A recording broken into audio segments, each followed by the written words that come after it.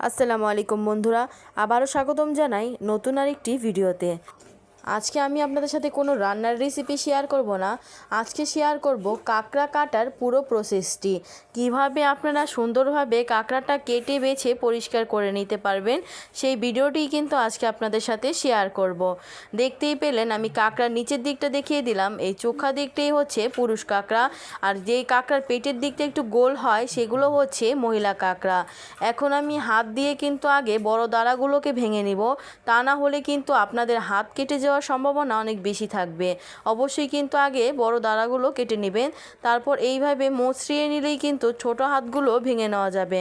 আর অবশ্যই কিন্তু পিঠের দিকের এই অংশটাকে ফেলে দিবেন, এটা কিন্তু একটা শক্ত খোলসযুক্ত জায়গা, আর তা কিন্তু ফেলে দিতে হয়। এখন এই কাঁকড়ার ভাগটাকে দুই ভাগ করার জন্য কিন্তু একটি শক্ত পাথর লাগবে, যা দিয়ে বাড়ি দিলেই কিন্তু কাঁকড়াটা দুই ভাগে বিভক্ত হয়ে যাবে। এখন দেখতে পাচ্ছেন কাঁকড়ার খোলসটার ভিতরে বেশ কয়েকটা ঘিলু দেখা যাচ্ছে।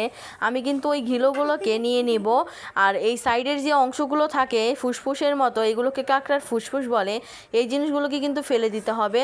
আপনারা চাইলে কাঁকড়াকে এরকম আস্তও রাখতে পারেন, চাইলে মাছ বরাবর কিন্তু কেটেও নিতে পারেন। কাঁকড়ার ঘিলুটাকে কিন্তু আমি একটি চামচের সাহায্যে কিন্তু উঠিয়ে নিচ্ছি, আপনারা চাইলে এই জিনিসটাকে ফেলেও দিতে পারেন। যেহেতু এইটা ছেলে কাঁকড়া, তাই এটাতে কিন্তু ঘিলু একটু কম হয়েছে, মেয়ে কাঁকড়াতে কিন্তু ঘিলু বেশি হয়।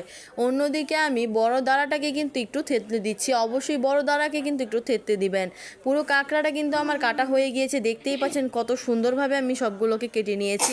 এইভাবে বাসায় অবশ্যই আপনারা কেটে পরিষ্কার করে কাঁকড়ার রেসিপি তৈরি করে খেতে পারেন। এতক্ষণ পাশে থাকার জন্য ধন্যবাদ সবাইকে। ভালো লাগলে লাইক, কমেন্ট, শেয়ার করবেন।